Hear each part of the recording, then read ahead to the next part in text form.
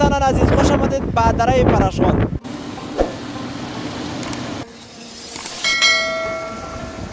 لوکسه منظره ده چې ګوره بس زړه دې په بله کېږي ورته ډېر ښه ځای ده، ښه یخ ځای ده، ښې اوبه لري.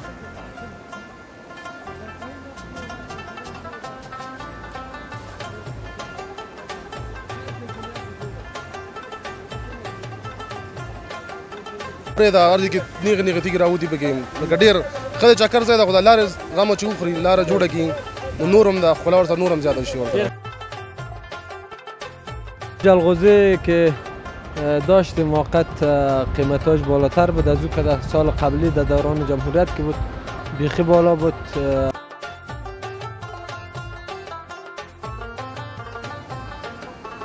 سلام هموطنان عزیز، صبحتان بخیر. در برنامه دیگر معرفی دره پرشغان خوش آمدید. عطاالله وردگ هستم از یوتیوب چنل عبدالله در خدمت شما حاضر هستم. در برنامه امروزی میخوام امروز منطقه نیلخانه برایتان در معرفی بگیرم. امیدوار هستم تا پایان برنامه ما را همراهی کنید. هوای بسیار معتدل، هوای بسیار خوب، آب روان و دره‌های سرسبز. افغانستان تمامش از زیبایی های دارد که نمیتوان آن را تصور کرد. چون آمدیم در اینجا میخوایم قصه های پنهان دره پرشغان را از جوانان، نوجوانان و از بزرگان قومی پرسان کنم.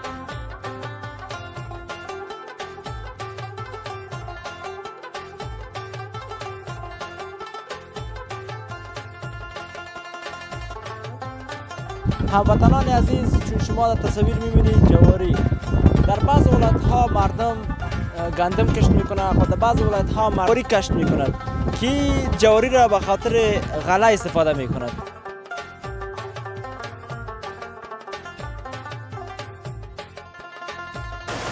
هموطنان عزیز، در ادامه برنامه آمدیم. اینجا دوستا است که برای چکر آمده.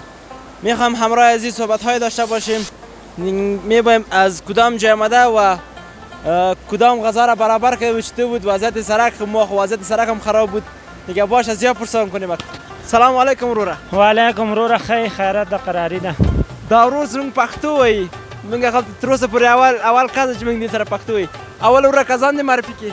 حبیب الله د لغمان ولایت مرکز نه راغلی دلته چکر دپاره. مرکز نه راغلی. چا سره راغلی؟ دا څلور درې ملګري دي زموږ همدې سره راغلو. لږ زره کته ګرمي زیاته وه راغلو بره چې لږ چکر ووهو دلته. بس څنګه ده د ځای منظره څنګه ده؟ بیخي ډېره لوکسه منظره ده چې ګوره بس زړه دې په بله کېږي ورته ډېر ښه ځای ده، ښه یخ ځای ده، ښې اوبه لري، ښه غرونه لري، شین ځای ده بیخي ټیټ. دا د څوم ځل ده؟ اول ځل ده؟ نه وروره موږ خو راغلي وو ډېر مخکې کته وو، څو پیرې راغلو، څلور پنځه پیرې کته هم دیګ و. که دا پیره راغلو بره، موږ ویل چې بره وګورو څه حالات دي، څنګه ځای ده. خو دا ماشاءالله ښه ځای ده. دا د دوی بره نه لیدلې، هغه د دې نه ښایسته ځای ده. هو هغه بره بیخي ډېر ښایسته ځای ده، ډېرې ښې میوې لري، مڼې، هر رقم میوه چې وغواړې بره شته ده. خو انشاءالله بل پېر هم پروګرام ده چې لاړ شو بره. څه هم پخ کړي ول استاده؟ موږ لږ زر ناوخته راغلو. موږ خو روش پخ کړی و دلته، بس نو اوس هم ملګرو سره وخوړه دلته. اشپز یې څوک و؟ والا اشپز نو اصلي اشپز هغه و زمونږ، خو ټولو پکې همکاري کړې وه ورسره. هو ټول څنګه و دغه وضعیت د لارې تاسو په موټرسکیلو لکه چې راغلی؟ هو موږ خو په موټرسکیلو راغلو، خو لاره ډېره خرابه ده بیخي، یعنې خامه لاره ده بیخي خرابه ده. بس سړی لږ ذره پکې خسته کېږي نو. مینوالو ښایسته دره ده، ډېر ښایسته ځای ده، ډېر خوندور ځای ده. خو دې ورور هم چې ورته اشاره وکړه لاره خرابه ده، ډېر ښایسته ځای ده. ځکه دا ځای چې لکه د افغانستان سویزرلینډ. وروره که دغه اشپز زموږ سره وغږېږي، غږېږي که نه غږېږي؟ اشپز غږېږي امینه. راځه که د راځه که د دیګ په اړه معلومات ورکړه ورته. د دې دغه اشپز څخه به پوښتنې وکړو چې دا دیګ چې پخ کړی و دا به ښه خبره ده، سره وغږېږه. السلام علیکم کاکا جان. ښه ده؟ شکر ده الله رحم ده. پښتو وایي که فارسي؟ پښتو وایي. ښه پښتو وایي. اول کې دې کسان معرفي کړي. محمد امین د ولایت مرکز نه. لغمان نه؟ لغمان نه. دې ملګرو سره راغلی؟ ملګرو سره راغلی نو. څنګه د اول ځل دې ولکه ستا؟ نه زیات راغلي، خو کته د چنډال پور راغلي او د پاس نو راغلي. بیا د لومړی ځل ته خو اشپز یې چای دې ورته پخ کړي ولې؟ روش هم پخ کړی ورته. روش یې پخ کړی ورته. مسلکي اشپز یې. ښه ته خو ځینې وخت چکر ته راځې دینې څنګه وه لاره څنګه وه؟ لاره ولا د دولت شاه پورې ښه ده، دې خوا د لاره ډېره خرابه ده. دې خوا ځکه خامه ده که نه؟ او لاره خامه ده ډېر خرابه ده بالکل. دغه تیږې هغه غیم نه جوړ کړي ورته نور خو پرېږده هر ځای کې نیغې نیغې تیږې راوځي پکې لکه ډېر ښه د چکر ځای ده خو د لارې غمه چې وخوري لاره جوړه کړي نو نور هم د ښکلا ورسره نور هم زیاته شي ورته ډېر ښایسته دره ده خو د لارې دغه مشکل دا ده چې لاره خرابه ده. لاره خرابه ده. څومره وخت کېږي استاد اشپزي کوي؟ اشپزي کله کله شوقي پخوي؟ شوقي چې چکر ته راشو پخوي. کله کله شوقي. یو ښه خاطره خو دې قصه وکړه د اشپزۍ چې کوم ځای کې دی ځکه مسلکي خلک خو تکړه وي دغه ځینې چې ډېر وخت نه وي کړی اشپزي د هغوی داسې ښه خاطرې هم لري ځان سره. والله توکل په خدای لګیا یو چې ورته ورهلکان وایي صحیح دی نو بس موږ هم وایو چې صحیح ده چې بس دوی خوشحاله وي. کوم ورځ دې دیګ نه ده سره؟ نه مننه خوشحاله اوسئ سلامت. مینوالو موږ ورونه پښتو غږېده ځکه زموږ ټول پروګرام چې و په دري ژبه و نو خدای دې کړي چې ستاسو خوښ شوی اوسي. بهترین ځای ده د چکر لپاره ځکه لغمان مرکز لغمان او جلال آباد ډېر ګرم دی نو دغه موسم کې دغه سیزن کې چې دی د چکر لپاره ښه ښایسته منظره ده ښه ښایسته ځای ده.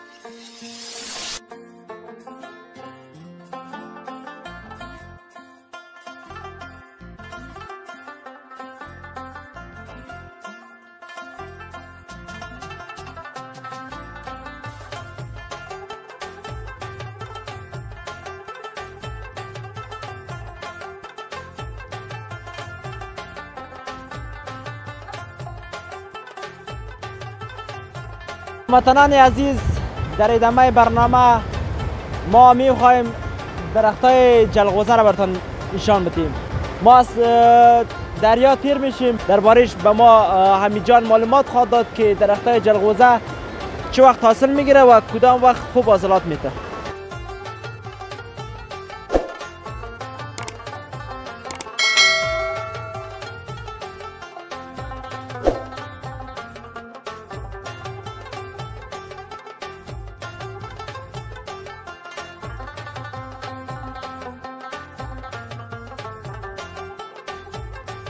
دریا تیر شدیم میریم طرف کوه جلغوزه. این فرشان از لحاظ آب فراوان دیگه مستفید هستند. دوستای عزیز ما را همراهی کنید ما میریم طرف کوه بالا میشیم طرف کوه جلغوزه. چون که شما تصویر میبینید این درختای بلوط است و این صبر والا میشه درختای جلغوزه است بخیرم دیگه میریم حمید جان ما معلومات خواهد داد.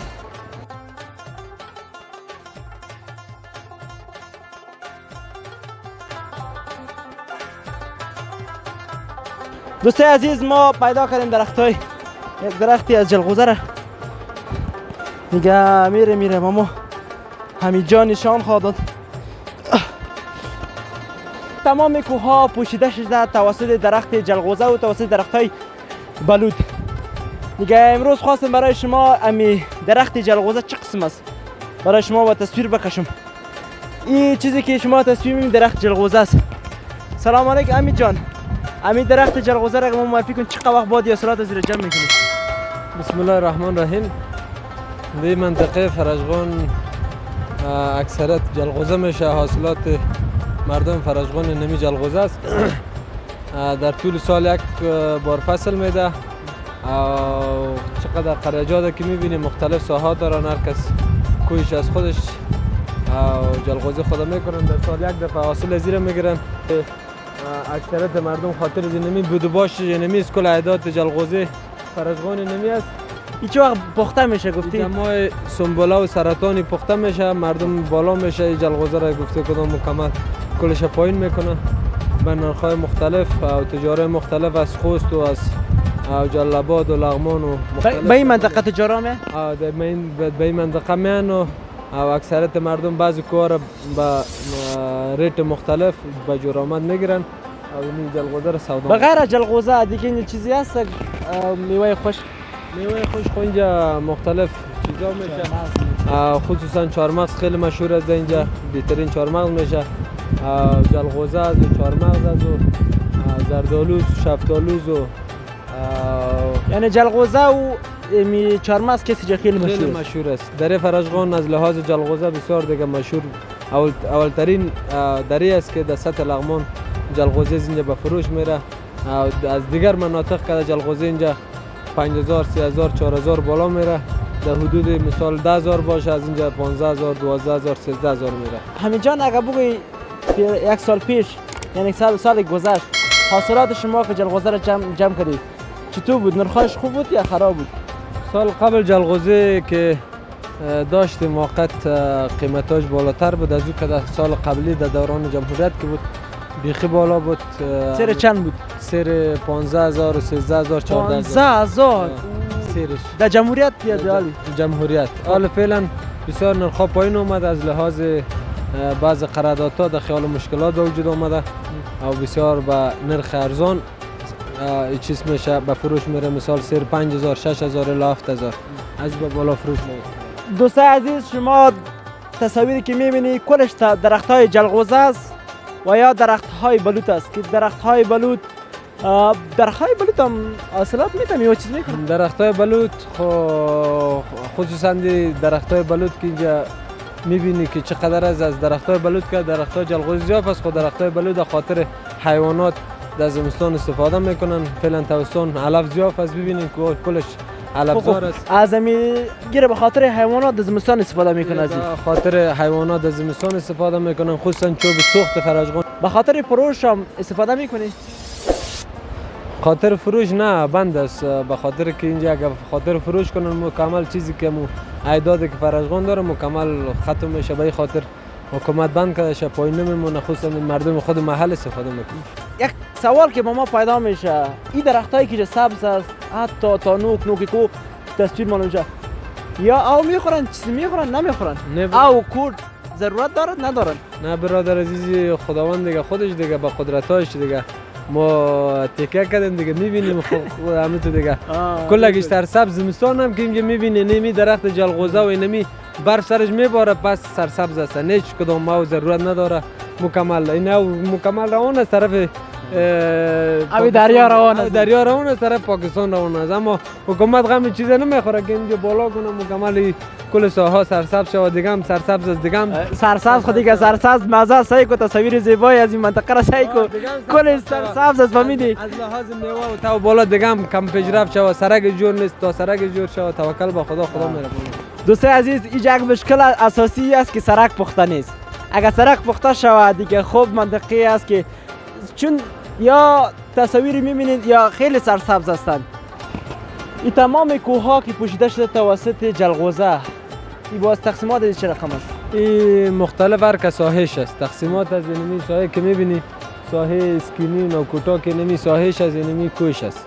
مستقیم رخ که نلخان این به قوم تقسیم شده دیگه. نلخان بیش از 18 قریه از مثل بالاده و تینده و چیز نمیشه اسکینی و نوکوتا همی چند قریه که از آبتو مختلف تقسیمات دارن. هر کس کوی خود میبره جلغوزه خودن. تشکر بیادر سلامت باشید. بخیر باشید. دوستای عزیز شما تصاویر زیبای از این منطقه میبینید همه سرسبز جلغوزه‌ای که خدایی سبز میکنن نه به آب ضرورت دارد نه به کور ضرورت دارد. مردم اینجا از حاصلات ازی استفاده میکند.